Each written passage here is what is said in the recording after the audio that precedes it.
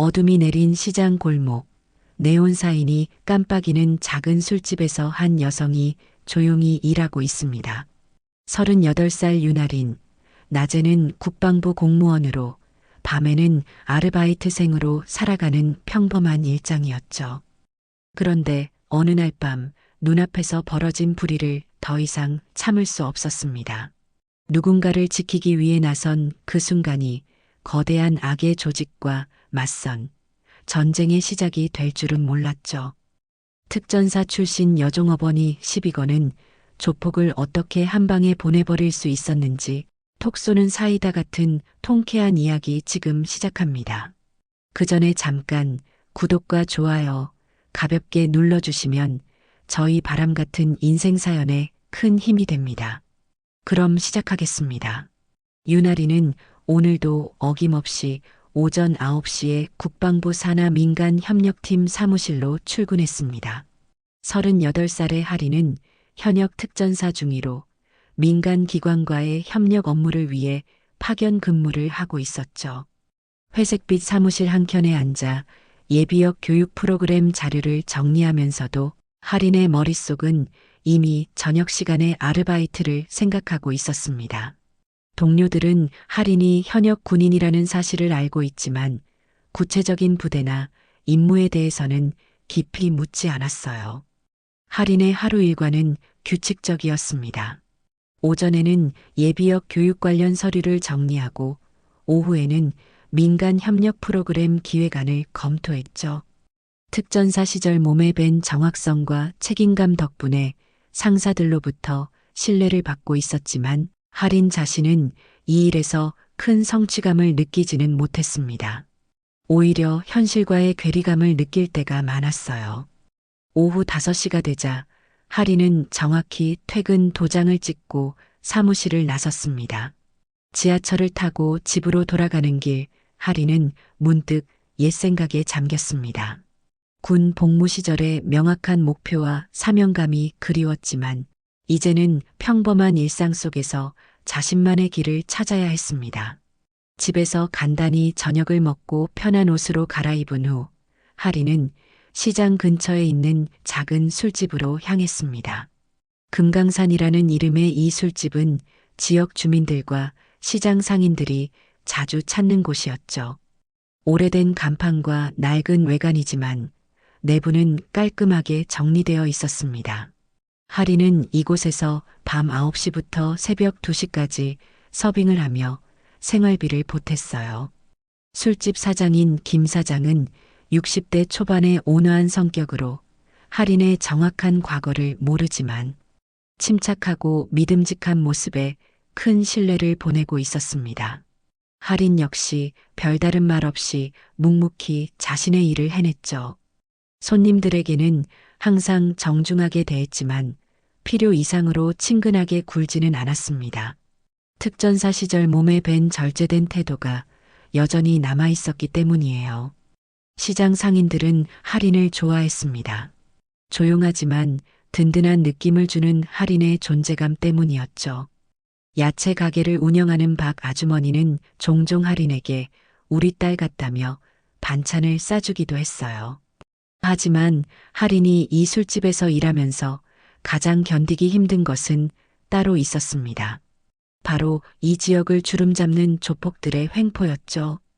박기문이 이끄는 조직원들은 거의 매주 이곳에 나타나 시장 상인들을 괴롭혔습니다. 보호비라는 명목으로 돈을 뜯어내거나 술에 취해 상인들과 손님들에게 시비를 거는 일이 다반사였어요. 하리는 이런 장면을 볼 때마다 주먹을 꽉 쥐었지만 참아냈습니다. 자신이 나서면 더 큰 문제가 될 수 있다는 걸 알고 있었거든요. 특전사 출신인 자신이 민간인들과 마찰을 빚으면 군에 피해가 갈 수도 있다는 생각 때문이었습니다. 하지만 매번 그런 상황을 지켜보는 것은 하린에게 큰 스트레스였죠. 밤마다 집에 돌아가면 아버지의 훈장을 바라보며 복잡한 심경을 달랬습니다. 오늘 밤도 예외는 아니었습니다. 10시가 넘어가자 박기문의 부하들 3명이 술집에 들어왔어요. 이들은 이미 다른 곳에서 술을 마신 상태였고 거친 말투로 주변 손님들을 불편하게 만들었습니다. 하리는 이들의 시선을 피하며 조용히 서빙을 계속했지만 마음 한켠으로는 불길한 예감이 들기 시작했습니다. 10시 30분쯤 되었을 때 술집 분위기가 급격히 변했습니다. 박기문의 부하들이 한 모퉁이 테이블에 앉아있던 젊은 여성에게 접근하기 시작한 거죠. 20대 후반으로 보이는 이 여성은 회사 동료들과 함께 왔다가 혼자 남게 된 상황이었어요. 조폭들은 술에 취한 채로 여성 옆에 앉으며 강제로 술을 권하기 시작했습니다. 아가씨, 혼자 마시지 말고 우리랑 같이 마셔요. 우리가 이 동네에서는 좀 알아주는 사람들이거든요. 여성은 명백히 불편해하며 자리에서 일어나려 했지만 조폭 중 한 명이 여성의 팔목을 잡았습니다. 다른 손님들은 상황을 지켜보면서도 모른 척하며 고개를 돌렸어요. 김 사장 역시 카운터 뒤에서 불안한 표정으로 서 있을 뿐 직접 나서지는 못했습니다. 이들의 보복이 두려웠기 때문이죠. 하리는 서빙 쟁반을 든 채로 그 광경을 지켜보고 있었습니다. 가슴속에서 무언가 끓어오르는 것을 느꼈지만 여전히 참고 있었어요. 하지만 상황은 점점 심각해졌습니다. 조폭들은 여성을 다른 곳으로 데려가려 하기 시작했고 여성은 명백히 공포에 질린 표정을 짓고 있었죠. 싫다고 하잖아요. 놓아주세요. 여성의 목소리가 떨렸습니다. 조폭 중 한 명이 비웃으며 대답했어요. 뭐가 싫다는 거야? 우리가 나쁜 사람들 같아? 그냥 술 한 잔 더 마시자는 건데. 그 순간 조폭 중 하나가 여성의 어깨를 거칠게 잡아당겼습니다. 여성이 비명을 지르며 넘어질 뻔한 순간이었어요. 할인의 이성이 끊어진 건 바로 그때였습니다. 특전사 시절 몸에 밴 정의감과 보호 본능이 모든 계산을 압도했죠. 할인은 쟁반을 테이블에 내려놓고 조용히 그들에게 다가갔습니다. 손님들, 저분이 싫어하시는 것 같은데 그만 놔주시면 안 될까요? 조폭들은 할인을 한번 훑어보고는 코웃음을 쳤습니다. 아, 여기서 일하는 애네? 내가 뭔데 우리 일에 끼어들어? 너도 같이 놀까?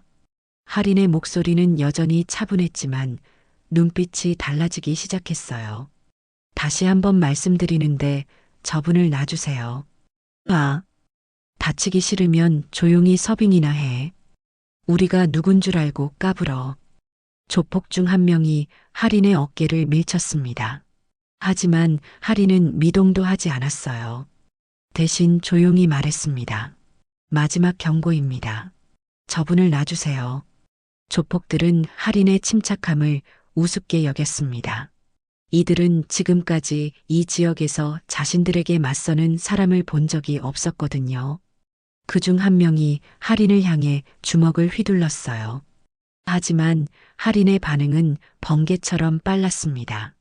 첫 번째 공격자의 주먹을 피하면서 동시에 상대의 팔을 비틀어 제압했어요.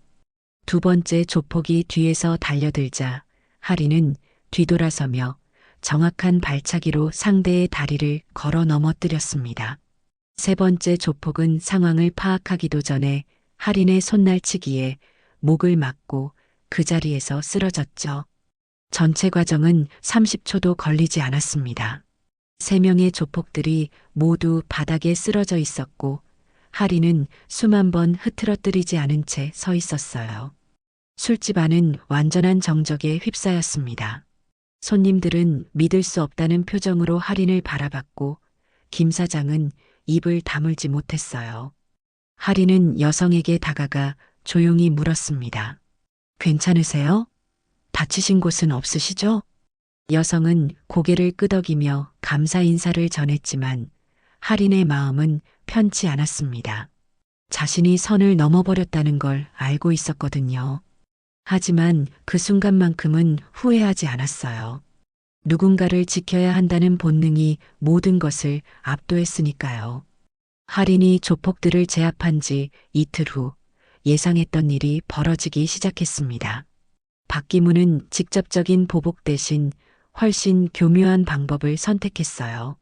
45세의 박기문은 이 지역에서 10여 년간 세력을 키워온 중간 보스로 단순한 주먹 다짐보다는 시스템을 이용한 복수에 능숙한 인물이었습니다. 먼저 그날 밤 술집에 있던 손님 중 한 명이 휴대폰으로 촬영한 영상이 문제가 되었어요. 영상에는 할인이 조폭들을 제압하는 장면이 그대로 담겨 있었죠. 그 손님은 단순히 통쾌한 영상이라 생각하고 SNS에 올렸고 그걸 박기문의 조직원이 우연히 발견하면서 상황이 급변했습니다. 소셜 네트워크를 통해 군인 출신 여성이 민간인에게 폭력을 행사했다는 식으로 프레임을 씌운 거죠. 박기문의 조직은 언론사 기자들과 오래전부터 유착관계를 맺고 있었습니다. 지역 신문사의 한 기자는 박기문으로부터 받은 정보를 바탕으로 자극적인 기사를 작성했어요. 전직 군인, 술집에서 시민들에게 과도한 폭력 사용, 군 출신자의 민간인 폭행 논란 같은 제목의 기사들이 인터넷에 퍼지기 시작했습니다. 더 심각한 문제는 박기문이 경찰서와 지자체 공무원들에게도 영향력을 행사했다는 점이었어요. 그는 자신의 부하들을 피해자로 둔갑시켜 할인을 고발했습니다. 허위 군복 착용 혐의까지 추가로 씌웠죠. 할인이 그날 밤 입고 있던 옷이 군복과 비슷한 색깔이었다는 이유였습니다. 국방부 민간협력팀에 첫 번째 전화가 걸려온 건 월요일 아침이었어요. 지역 경찰서에서 할인의 신원 확인을 요청한 것이었습니다. 할인의 직속 상관인 과장은 당황스러운 표정으로 할인을 불러들였어요. 할인 씨, 주말에 무슨 일이 있었나요? 경찰서에서 연락이 왔는데. 할인은 솔직하게 상황을 설명했습니다. 성희롱과 폭행을 당하려던 여성을 도와줬다고 말이죠. 하지만 이미 언론에 퍼진 기사들과 경찰의 수사 착수 소식 때문에 사무실 분위기는 냉랭해졌습니다. 화요일에는 더 심각한 일이 벌어졌어요. 국정감사를 앞둔 상황에서 야당 의원실에서 이 사건을 문제 삼기 시작한 것입니다. 군 출신자의 부적절한 행동이 국방부의 이미지에 악영향을 미치고 있다는 지적이 나왔죠. 국방부 상층부는 즉시 할인에 대한 징계 심사를 지시했습니다. 할인은 점심시간에 혼자 사무실에 남아 있으면서 깊은 한숨을 쉬었어요. 누군가를 지키려다가 오히려 자신이 공격받는 상황이 되어버린 거죠. 동료들의 시선도 부담스러웠습니다. 모두들 할인을 직접적으로 비난하지는 않았지만 조심스럽게 거리를 두기 시작했어요. 할인은 평소처럼 금강산 술집으로 출근했습니다. 김 사장은 미안한 표정으로 할인을 맞았어요. 할인아, 미안해. 내가 그때 좀 더 빨리 나섰어야 했는데 지금 내가 이런 일을 겪게 되다니. 괜찮아요, 사장님. 제가 선택한 일이에요. 하지만 마음속으로는 자책하고 있었습니다. 특전사 시절 배운 것은 개인의 감정보다는 전체의 이익을 우선시하는 것이었는데 그 순간 감정에 휩쓸려 행동했던 자신이 원망스러웠어요. 그날 밤 술집은 평소보다 조용했습니다. 단골 손님들조차 할인을 보는 시선이 어색했어요. 일부는 할인을 지지하는 마음을 표현했지만 대부분은 이 일로 인해 동네에 더 큰 문제가 생길까봐 걱정하고 있었습니다. 집에 돌아가는 길에 할인은 전설적인 특전사 사령관이었던 아버지라면 이 상황을 어떻게 판단했을까 생각해 봤어요. 정의를 위해 행동하는 것과 현실적인 판단 사이에서 균형을 잡는 게 이렇게 어려운 일인지 새삼 깨달았습니다. 박기문의 진짜 목적은 할인을 완전히 고립시키는 것이었습니다. 언론과 공권력을 이용한 공격이 어느 정도 효과를 거두자 이번에는 시장 상인들을 직접 압박하기 시작했어요. 며칠 후 박기문은 자신의 부하 5명과 함께 시장으로 나타났습니다. 여러분, 다들 모이세요. 중요한 얘기가 있어요. 박기문의 목소리는 평소보다 더 위협적이었습니다. 야채 가게의 박 아주머니, 생선 가게의 이 사장, 떡볶이 집의 정 사장까지 시장 상인들이 하나둘씩 모여들었어요. 이들은 모두 박기문의 조직으로부터 보호비를 내고 있는 처지였기 때문에 거부할 수 없었습니다. 다들 그 술집 아가씨 아시죠? 우리 조직원들 때린 그 여자 말이에요. 박기문은 천천히 말을 이어갔습니다. 그런데 요즘 일부 상인분들이 그 여자를 두둔하고 있다는 소문이 있어요. 심지어 반찬까지 싸주면서 격려한다고? 상인들은 서로 눈치를 보며 아무 말도 하지 못했습니다. 박 아주머니는 얼굴이 창백해졌어요. 며칠 전 할인에게 김치찌개를 싸줬던 일이 떠올랐기 때문이죠. 박기문은 비웃는 듯한 표정으로 시장을 둘러보며 입을 열었습니다. 다들 아실 거예요. 그 여자 좀 안쓰럽긴 하죠. 근데 생각 좀 해보세요. 그 여자 때문에 여기가 뭐가 됐습니까? 경찰 들락날락, 기자들 얼쩡대고 장사 제대로 됩니까? 박기문은 시선을 날카롭게 바꾸며 본색을 드러냈습니다. 앞으로 누구든 그 여자 편드는 순간 우린 이 시장 보호에서 손 뗍니다. 아시죠? 여기 원래 좀 시끄러운 동네인데 요즘 도둑도 많고 미친놈들 취해서 깽판 치는 일도 자주 나잖아요. 상인들 사이로 조용한 숨소리만 흘렀고 몇몇은 이미 고개를 숙였습니다. 과거 보호비를 거부했다가 당한 상인의 사건이 떠오른 거죠. 그때 박 아주머니가 용기 내듯 중얼거렸습니다. 우리가 뭐 대단한 걸 했다고요. 그냥 장사만 하려고 했을 뿐인데. 박기문이 비웃으며 받아쳤습니다. 장사요? 평범한 종업원이 우리 조직원들 작살냅니까? 그리고 그런 사람 응원하면서도 그게 평범한 거라 생각하세요? 박기문은 시장 전체를 둘러보며 최후 통첩을 던졌습니다. 더 이상 말 안 합니다. 앞으로 윤아린이라는 여자와는 어떤 관계도 맺지 마세요. 인사도 대화도 도움도 안 됩니다. 그 누구든 어기면 그 대가는 각자 감당하셔야 할 겁니다. 상인들은 아무 말도 하지 못한 채 고개만 끄덕였습니다. 박기문과 부하들이 떠난 후에도 시장은 한동안 조용했어요. 상인들은 서로 마주보며 답답함과 분노를 삼켜야 했습니다. 그날 저녁 할인이 금강산 술집에 출근했을 때 평소와 다른 분위기를 즉시 감지했습니다. 단골 손님들이 할인과 눈을 마주치려 하지 않았고 시장 상인들도 어색하게 피해갔어요. 박 아주머니는 할인을 보자마자 고개를 돌렸습니다. 할인은 무슨 일이 있었는지 직감했지만 누구에게도 묻지 않았어요. 대신 더욱 조용히 자신의 일에만 집중했습니다. 하지만 마음속으로는 깊은 고립감을 느끼고 있었죠. 할인이 완전히 고립된 상태가 사흘째 지속되고 있을 때 멀리 떨어진 산골 마을에 살고 있는 윤태건에게 한 통의 전화가 걸려왔습니다. 68세의 윤태건은 휠체어에 앉은 채로 전화를 받았어요. 전화 너머로 들려온 건 오래된 옛 전우의 목소리였습니다. 태건아, 내 딸 소식 들었어. 인터넷에 기사가 떠돌고 있더라.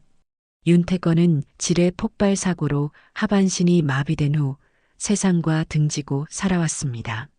전설적인 특전사 사령관이었던 과거는 이제 먼 기억 속 일이 되어버렸죠.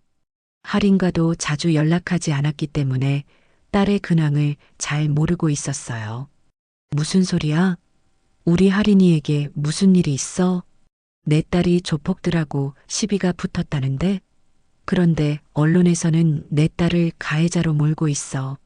이상하지 않냐? 윤아린이라는 이름으로 기사가 여러 개 올라와 있던데. 윤태건은 즉시 인터넷을 검색해 봤습니다. 할인에 관한 기사들이 여러 개 올라와 있었어요.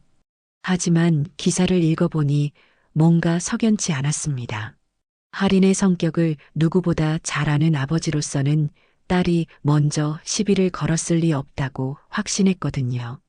윤태권은 더 많은 정보를 찾아 정보를 수집하기 시작했고 인터넷 커뮤니티에서 목격자들의 증언도 찾아봤어요. 시간이 지날수록 진실이 보이기 시작했습니다. 하리는 피해자를 구하려다가 오히려 가해자로 몰린 것이었죠. 윤태건의 분노가 서서히 끓어오르기 시작했습니다. 자신의 딸이 정의로운 일을 했는데 권력과 돈을 가진 자들이 진실을 왜곡하고 있다는 사실을 깨달았거든요. 하반신 마비로 인해 한동안 잃어버렸던 투지가 다시 살아나기 시작했어요. 다음 날 오전 윤태건은 10여 년 만에 집을 나섰습니다. 휠체어를 타고 시내로 향하는 길, 그의 마음속에는 확고한 결심이 자리 잡고 있었어요. 윤태건이 처음 도착한 곳은 시장이었습니다. 휠체어를 탄 노인의 등장에 상인들은 별다른 관심을 보이지 않았어요. 평범한 손님으로 생각했기 때문이죠. 시장 상인들은 할인이 전직 특전사 출신이라는 사실도 그녀의 아버지가 누구인지도 전혀 몰랐습니다. 윤태권은 시장을 천천히 둘러보며 상황을 파악했습니다. 상인들의 표정에서 불안과 걱정이 읽혔어요. 야채 가게 앞에서 윤태권은 휠체어를 멈췄습니다. 박 아주머니가 무표정하게 야채를 정리하고 있었어요. 아주머니, 혹시 윤아린이라고 아시나요? 박 아주머니는 깜짝 놀라며 윤태권을 바라봤습니다. 아, 네. 아는데요. 왜 그러세요? 제가 그 아이의 아버지입니다. 박 아주머니의 표정이 급변했습니다. 어머, 정말요? 할인이 아버지시라고요? 주변 상인들이 하나둘씩 관심을 보이며 모여들기 시작했습니다. 윤태권은 상인들의 반응을 보며 상황을 파악했습니다. 여러분, 제 딸 때문에 혹시 불편하신 일이 있나요? 솔직히 말씀해 주세요. 상인들은 서로 눈치를 보며 망설였습니다. 박기문의 협박 때문에 할인과 관계를 끊어야 한다는 압박을 받고 있었지만 그 사실을 할인의 아버지에게 직접 말하기는 어려웠어요. 생선 가게의 이사장이 용기를 내어 말했습니다. 아저씨, 할인이는 정말 잘못한 게 없어요. 그런데 우리가 어떻게 해야 할지 모르겠어요. 윤태권은 상인들의 고민을 이해했습니다. 이들도 피해자라는 걸 깨달았거든요. 혹시 누군가 여러분을 협박했나요? 박 아주머니가 고개를 끄덕였습니다. 그 사람들이 와서 할인이랑 관계를 끊으라고 했어요. 안 그러면 윤태건의 눈빛이 차갑게 변했습니다. 누가 그랬죠? 상인들은 박기문의 이름을 직접 말하지는 못했지만 상황은 충분히 설명했어요. 윤태건은 모든 것을 이해했습니다. 딸이 정의로운 일을 했지만 조직적인 보복에 직면해 있다는 사실을 말이죠. 할인은 그날 밤도 어김없이 금강산 술집에서 일하고 있었습니다. 하지만 평소와는 달리 가게는 썰렁했고 손님이 거의 없었죠. 시장 상인들도 보이지 않았고 단골 손님들마저 발길을 끄는 상태였습니다. 할인은 조심스럽게 김 사장을 바라보며 말했습니다. 죄송해요, 사장님. 괜히 저 때문에 분위기만 어수선해졌네요. 김 사장은 고개를 저으며 미소를 지었습니다. 할인아, 그게 무슨 소리야. 넌 잘못한 게 없어. 오히려 내가 미안하다.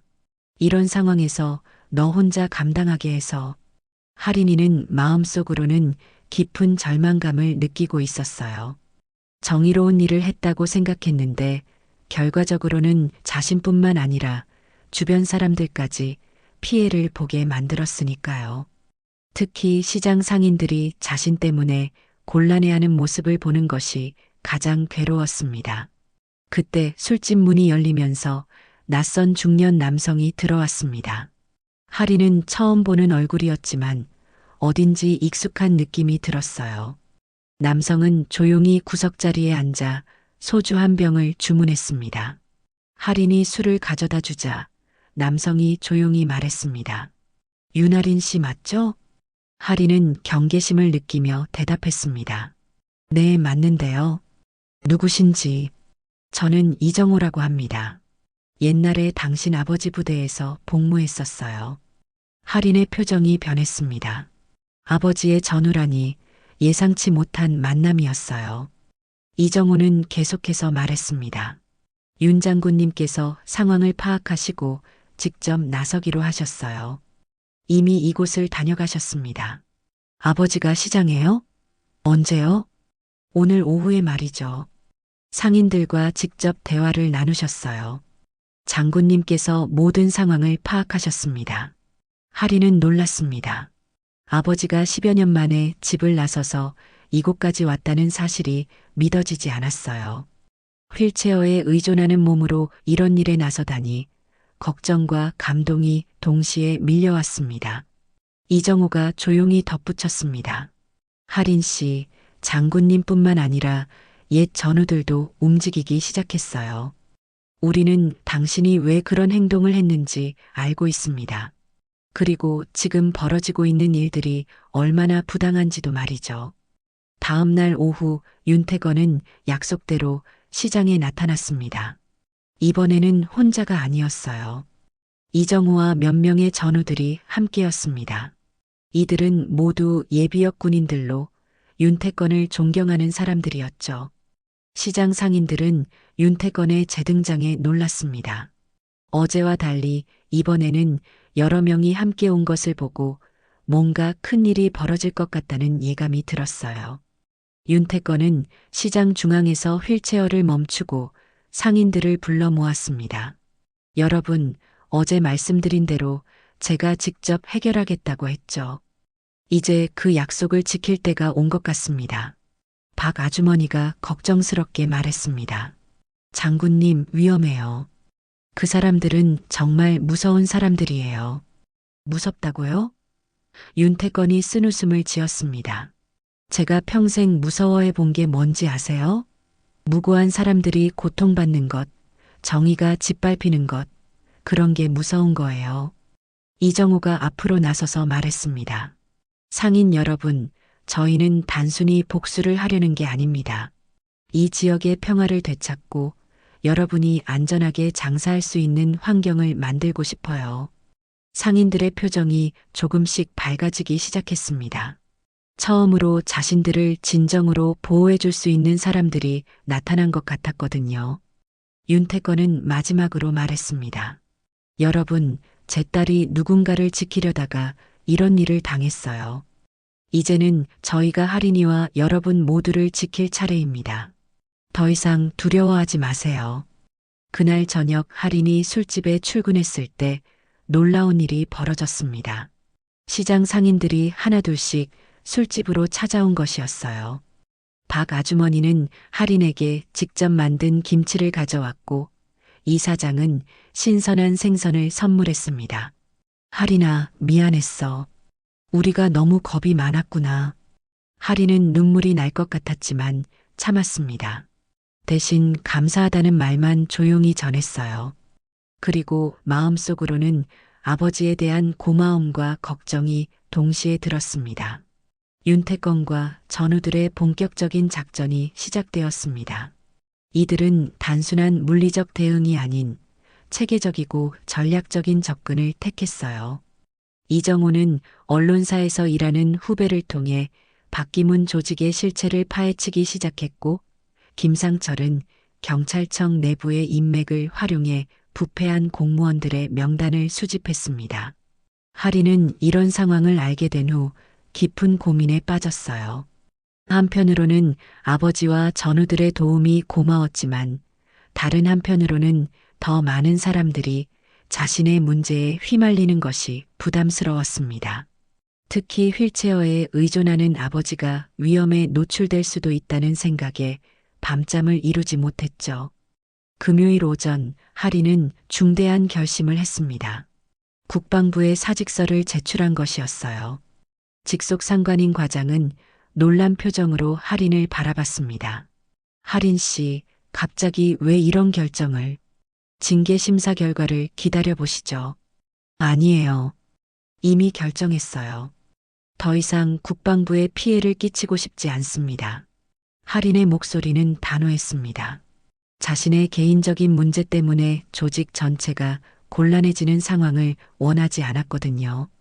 같은 시각 윤태권과 전우들은 비밀리에 만나 구체적인 계획을 세우고 있었습니다. 이들의 목표는 단순히 박기문을 제거하는 것이 아니라 그가 구축한 부패 네트워크 전체를 해체하는 것이었어요. 자료 수집은 거의 끝났어요. 이정호가 두툼한 파일을 테이블에 올려놓았습니다. 박기문이 매수한 기자들, 뇌물을 받은 공무원들, 그리고 허위 기사를 작성한 증거까지 모두 확보했습니다. 김상철이 덧붙였습니다. 경찰서 내부에서도 일부 정직한 수사관들이 협조하기로 했어요. 박기문의 불법 행위에 대한 수사를 재개할 수 있을 것 같습니다. 윤태권은 조용히 고개를 끄덕였습니다. 좋아. 하지만 가장 중요한 건 시장 상인들과 할인이의 명예를 회복하는 거야. 복수가 목적이 아니라 정의를 실현하는 게 우리 목표란 걸 잊지 말자. 토요일 오후 예상치 못한 일이 벌어졌습니다. 박기문이 직접 시장에 나타난 것이었어요. 하지만 이번에는 평소와 달리 초조한 모습이었습니다.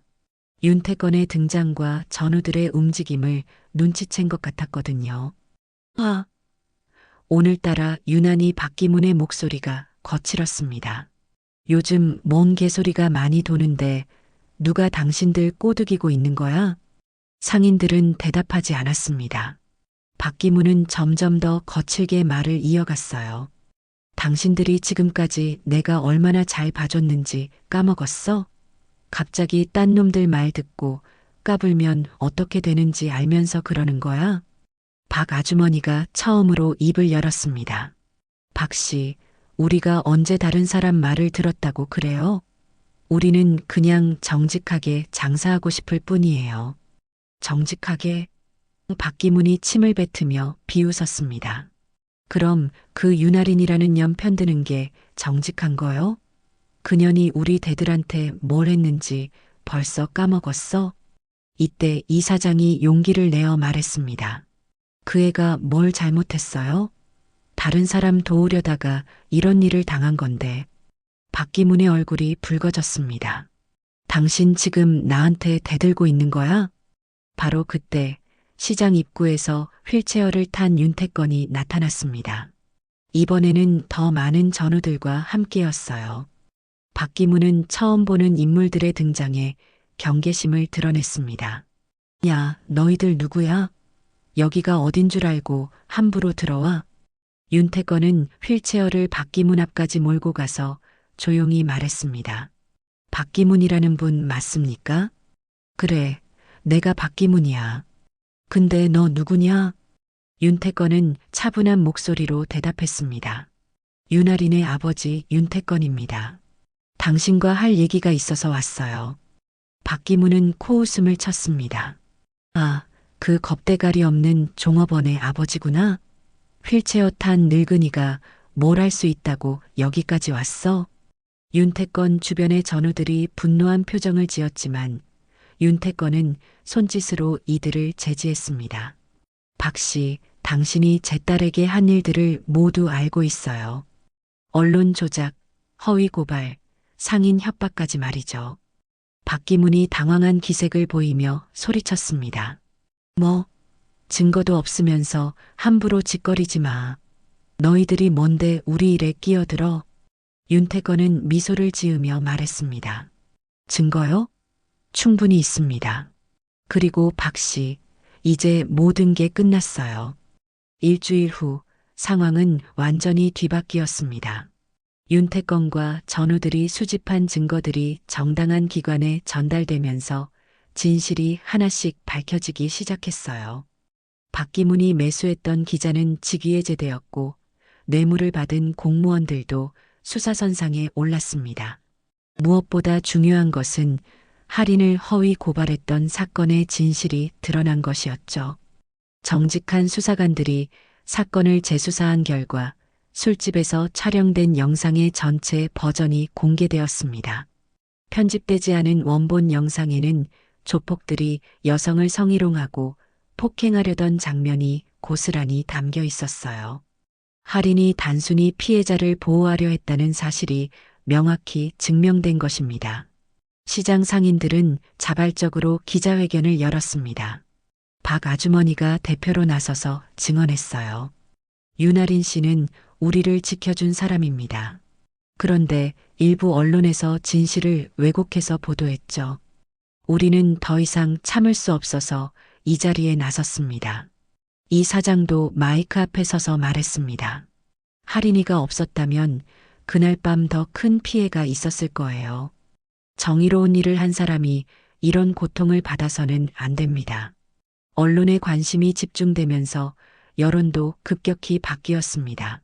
소셜 네트워크에서는 할인을 지지하는 목소리가 높아졌고 진실을 왜곡했던 언론사들은 사과 기사를 게재해야 했어요. 박기문과 그의 조직은 결국 해체되었습니다. 상인 협박, 공무원 매수, 언론 조작 등의 혐의로 박기문은 구속되었고 부하들도 하나둘씩 검거되었어요. 이 과정에서 윤태권의 전우들은 결정적인 역할을 했습니다. 이들의 체계적이고 냉철한 접근이 정의를 실현하는데 핵심이 되었죠. 국방부에서도 할인에게 공식 사과를 전했습니다. 징계 심사는 취소되었고 현재 파견 중인 민간 협력 업무를 마무리한 후 원래 부대로 복귀하라는 지시가 내려왔어요. 할인은 그 소식을 들었을 때 안도감과 함께 기쁨을 느꼈습니다. 드디어 군에서 제대로 된 일을 계속할 수 있게 되었으니까요. 한편 윤태권은 전우들과 함께 시민안보지원단을 기획하기 시작했습니다. 시장 상인들처럼 폭력이나 위협에 노출된 시민들을 보호하고 예방교육을 실시하는 단체였어요. 이정우와 김상철을 비롯한 예비역 군인들이 적극적으로 참여 의사를 밝혔습니다. 몇 달 후 시민안보지원단이 정식으로 출범했습니다. 윤태권이 단장을 맡았고 이정우와 김상철이 실무를 담당했어요. 할인은 국방부에서 정상적으로 근무하면서 주말마다 교육활동에 참여했습니다. 첫 번째 교육 대상은 시장 상인들이었습니다.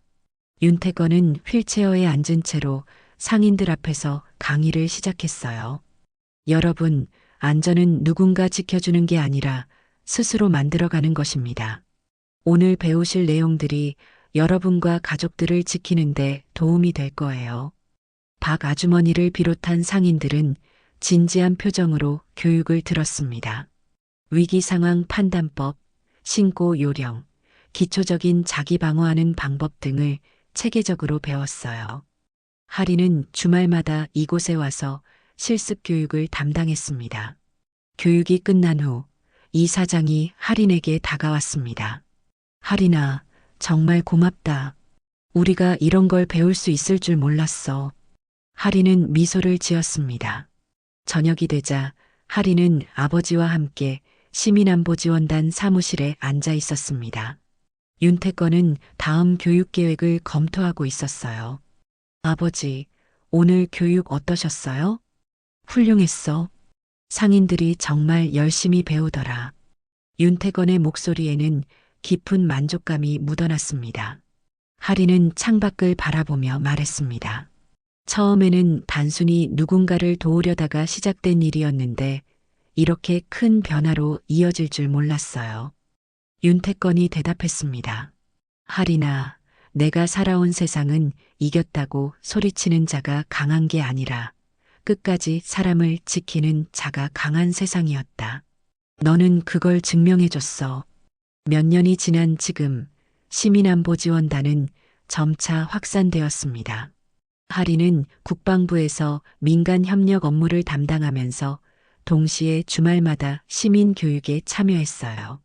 할인의 이야기는 많은 사람들에게 영감을 주었고 정의를 위해 행동하는 용기를 북돋아 주었습니다. 오늘 이야기 어떻게 보셨나요? 한 사람의 용기 있는 선택이 주변을 어떻게 바꾸는지 보여주는 시간이었죠. 윤아린의 결단, 윤태권 장군의 깊은 사랑, 그리고 시장 상인들의 연대가 함께 만들어낸 따뜻하고도 묵직한 변화였습니다. 나라를 지키는 일은 꼭 전쟁터에서만 일어나는 게 아니라는 것을 느끼게 해준 이야기였습니다. 오늘도 영상 시청해 주셔서 감사합니다. 구독과 좋아요 눌러주시는 센스는 감동입니다. 다음에 더 좋은 이야기로 찾아뵙겠습니다. 감사합니다.